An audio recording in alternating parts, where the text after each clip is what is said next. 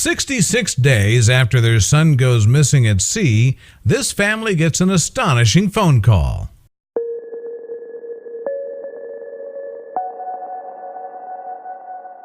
But before we start, please make sure to subscribe to Did You Know and hit the bell so you never miss an upload from us. Also, leave a like right now. Having a family member or a close friend go missing is one of the worst situations imaginable.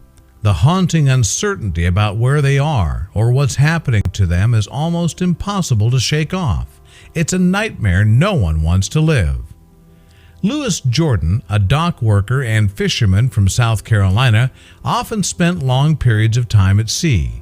Though his job required it, he genuinely did enjoy the solitude his boat offered.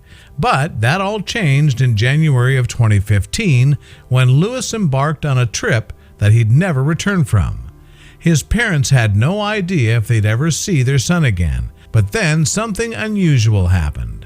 When a middle-aged fisherman named Lewis Jordan mysteriously disappeared at sea one fateful day, his family braced themselves for a lifetime of unresolved heartbreak.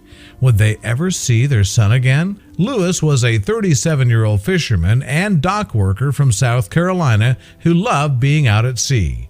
So when he embarked on a trip in January 2015 off the coast of South Carolina all by himself, no one thought much of it. Lewis told his family he was going to be home later that same evening, but he never came back. His parents were sure he decided to spend an extra day at sea without telling them, but then a week passed with no word from their son. Lewis's parents decided they needed to take some kind of action. They began passing out flyers along the coast, hoping someone had seen him. They also started monitoring a list of dead bodies that washed onto the Carolina shores, praying that Lewis wasn't one of them. Lewis's family held on hope for as long as they could. However, after 2 straight months, they started to come to terms with the fact he may never return home. His mother hung up photos of him and his boat as a memorial. Even though friends and family weren't certain of Lewis's whereabouts, several of them held memorial services in his honor. They all knew the odds of him returning after 2 months at sea were slim to none. The family still wanted to believe that they would suddenly receive a phone call telling them Lewis had been rescued, but the chances of that happening now seemed like a pipe dream. However, on Good Friday morning, something astounding happened. Lewis Jordan, emaciated, exhausted, but alive, arrived at his parents' home and jumped into their arms. Their son was back. But how? Apparently, the day before Good Friday, a massive cargo ship spotted Lewis sitting on top of a battered boat that was barely afloat. He was 200 miles off the coast of North Carolina.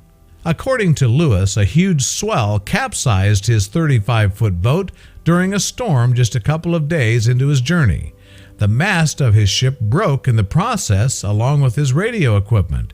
He also seriously injured his shoulder after he was left drifting alone in the middle of the ocean. Because Lewis was a seasoned fisherman, he was able to bring the ship back to its proper positioning after it capsized. But Lewis faced another dire situation. How was he going to catch food with a broken shoulder and almost no equipment? Luckily, he had pancake mix and a small supply of clean drinking water, but he needed to be extremely mindful of how he rationed his portions. He used his boat's stove, which still worked, to cook the pancakes, and he managed to catch a few fish using a small net. Lewis also needed to bail water out of his boat frequently to keep it afloat. It suffered a lot of damage in the storm and would take on water throughout the day. Lewis managed to remove the seawater, and he also began to collect rainwater to drink. Using his expertise, Lewis was able to construct a makeshift mast and sail. Unfortunately, the ocean's currents were too strong for the mast to do any significant work, but the wind did help to move the vessel, albeit slowly. According to Lewis, one of the most important items he had with him was a copy of the Bible. He read it over and over again, cover to cover.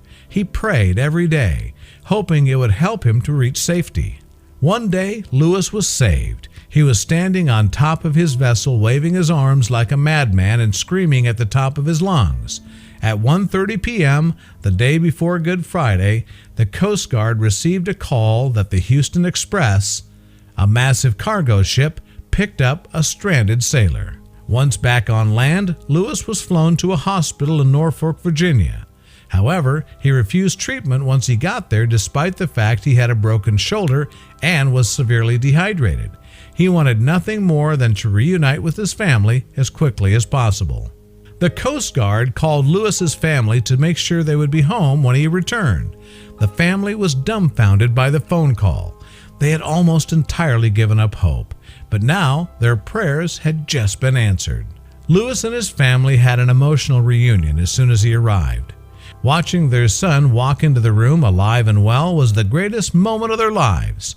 They embraced each other for what felt like an eternity, and then sat down and ate a delicious Easter dinner.